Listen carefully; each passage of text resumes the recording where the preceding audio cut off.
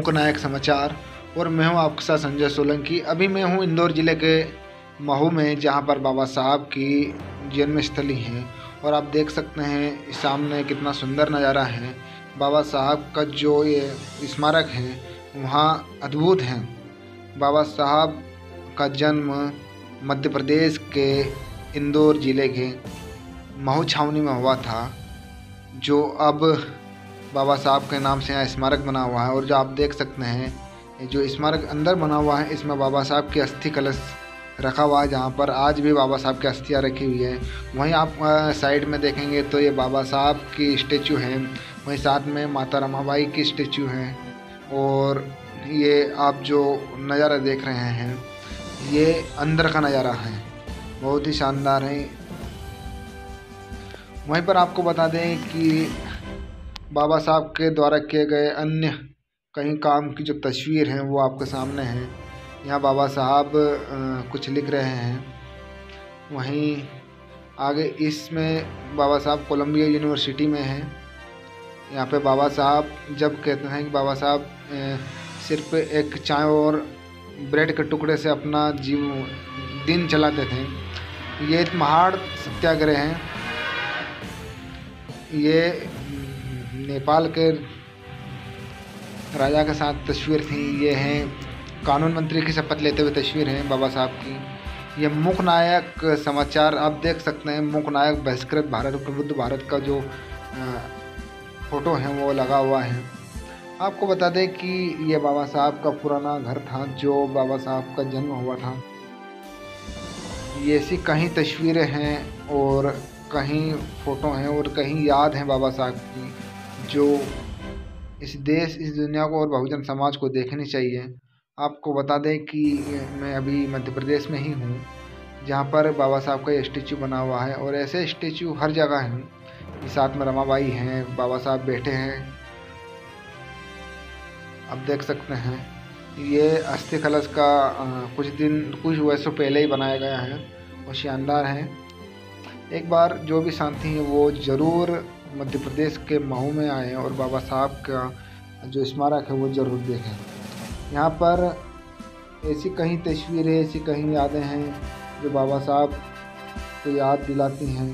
वो देखते हैं आगे जो एक छोटी स्टेचू है वो बाबा साहब को माल्यार्पण करते हैं। और बड़ी स्टेचू सामने आप देख सकते हैं, भीम जन्मभूमि लिखा हुआ है। और ये स्टेचू बहुत अच्छी है। अभी हम चल रहे हैं ऊपर। जो ऊपर का जो सेकंड मंजिल है उसका जो नज़ारा है वो बहुत ही शानदार आपको दिखने वाला है। अभी ये सामने का रोड है, यहीं से आना जाना होता है। बाबा साहब की जो जन्मस्थली वो सामने का रोड है। साइड में महू छावनी है, जो मिलिट्री का जो कैंप है वो है। सामने भी कैंप है, साइड में भी कैंप हैं, जहाँ पर आर्मी के जवान रहते हैं। और सामने ये अशोक स्तंभ बना हुआ है। अब हम एंट्री कर ली हमने अंदर, और जो अंदर का नज़ारा है वो एक अद्भुत है। तो देख सकते हैं आप, एक गोल गुम्बज की तरह बना हुआ है। और सामने बाबा साहब खड़े हैं, तथागत गौतम बुद्ध अपने योगासन में बैठे हैं। वहीं एक जो उनको भिक्षु हैं वो उनको आशीर्वाद दे रहे हैं। तो ये एक इतना सुंदर नज़ारा है कि यहाँ पर जो आने वाला व्यक्ति रहता है वो एक बार आने के बाद में यहाँ से जाने का मन नहीं करता। मैं अभी तक यहाँ पे तकरीबन 5 बार आ चुका हूँ। और एक फ़ोटो संविधान बनाकर राजेंद्र प्रसाद जी को सौंपा था। ये यहाँ का फ़ोटो है कहीं का।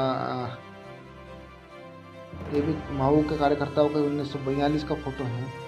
ये बाबा साहब। और ये पुराना जो स्टेचू बना था, बौद्ध स्तूप बना था, ये नीचे बना हुआ था, जो अब हटाकर ऊपर रख दिया है। आप देख सकते हैं बहुत ही शानदार नज़ारा है।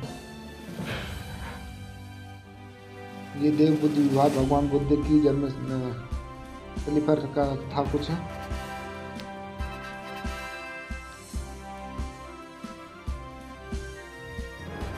ये बाबा साहब ने कहीं पर भाषण दिए थे, उनके विचार व्यक्त किए हैं।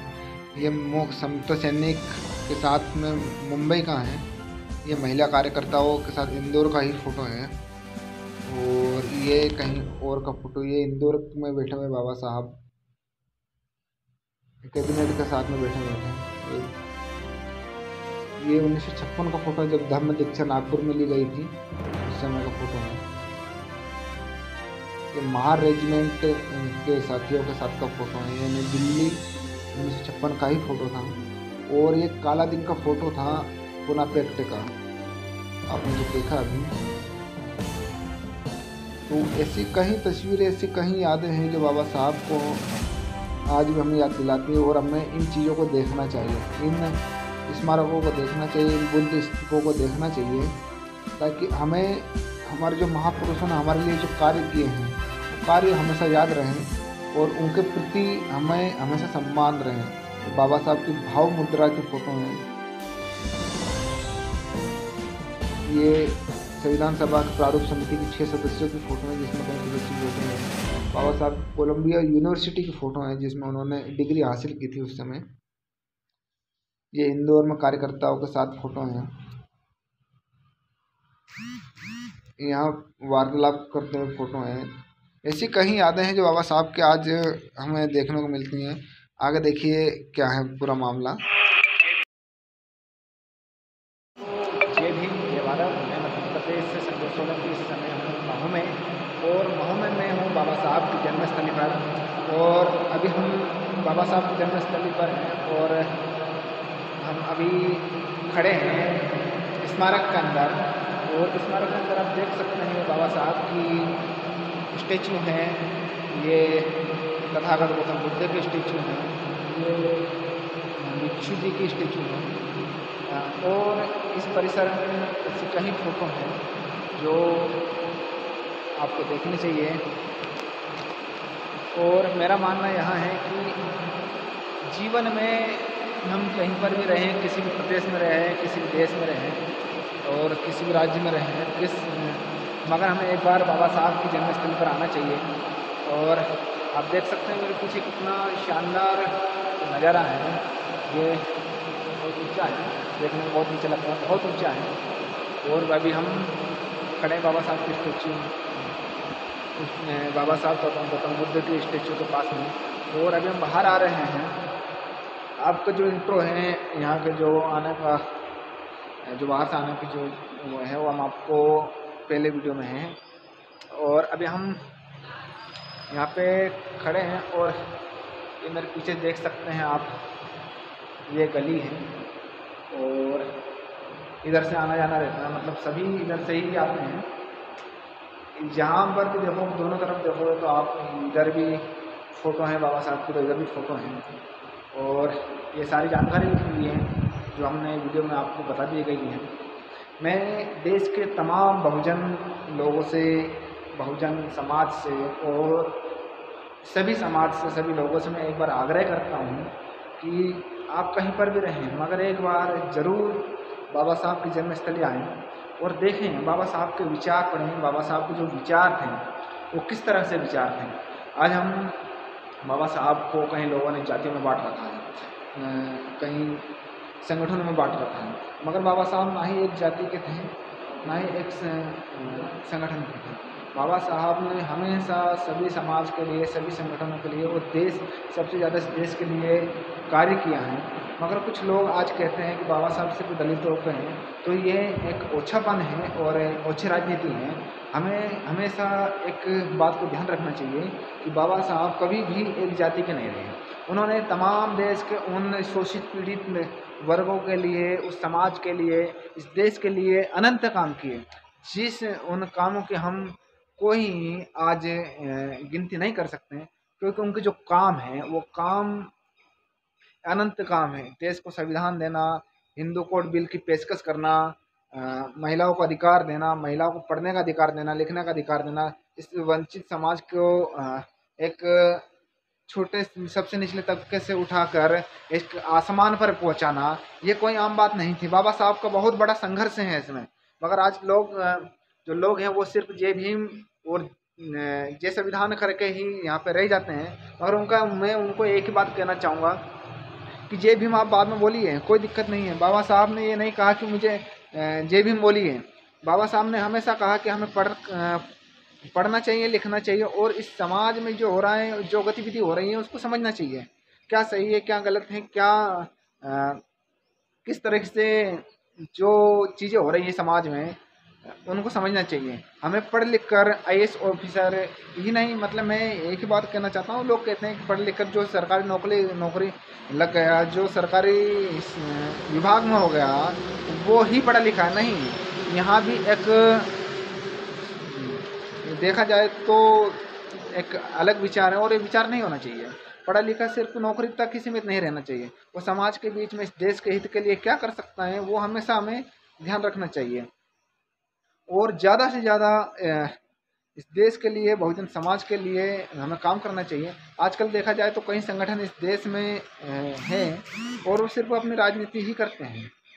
राजनीति के अलावा उन्होंने कभी भी इस देश के संविधान को सही तरीके से नहीं पढ़ा और इस देश के जो बाबा साहब के जो विचार थे वो विचारों को सही दिशा में नहीं लेके गए। कारण यहाँ है कि वो सिर्फ अपनी राजनीति रोटियां सेकने में लगे हुए हैं। मैं देश के जो भी संगठन हैं, तब बहुजन संगठन है, उनको कहना चाहता हूँ कि आप अपनी राजनीति करिए, हमेशा वो सही है, आप राजनीति करिए, कोई दिक्कत नहीं है, मगर उसके साथ साथ समाज के जो विचार है, समाज की जो पीड़ा है वो समझनी चाहिए। बाबा साहब ने, मान्यवर साहब कांशीराम ने, ज्योतिबा फूले ने, माता सावित्रीबाई फूले ने, माताबाई रमाबाई ने और साहू जी महाराज ने, ऐसे कई महापुरुष हैं जिन्होंने इस देश के लिए अनंत काम किया और अपना जो जीवन है वो कुर्बान कर दिया। और आज हम कुछ छोटी सी राजनीति के लिए बाबा साहब के विचारों को हम धूमिल कर रहे हैं। बाबा साहब के विचारों और बाबा साहब के जो विचार हैं और बाबा साहब की जो जूते हैं उनकी धूल के बराबर में नहीं है। हमें इस देश को समझना, इस बात को समझना चाहिए और हमेशा बहुजन समाज के लिए, बाबा साहब के संविधान के लिए, बाबा साहब के जो विचार हैं उनके लिए हमें कार्य करना चाहिए। मैं संजय सोलंकी, आपका दोस्त, मुख्य नायक समाचार, कबीर मिशन समाचार, मध्य प्रदेश इंदौर के जिले के महू नगर, अम्बेडकर नगर से मैं अभी इस समय आपसे जुड़ा हुआ था।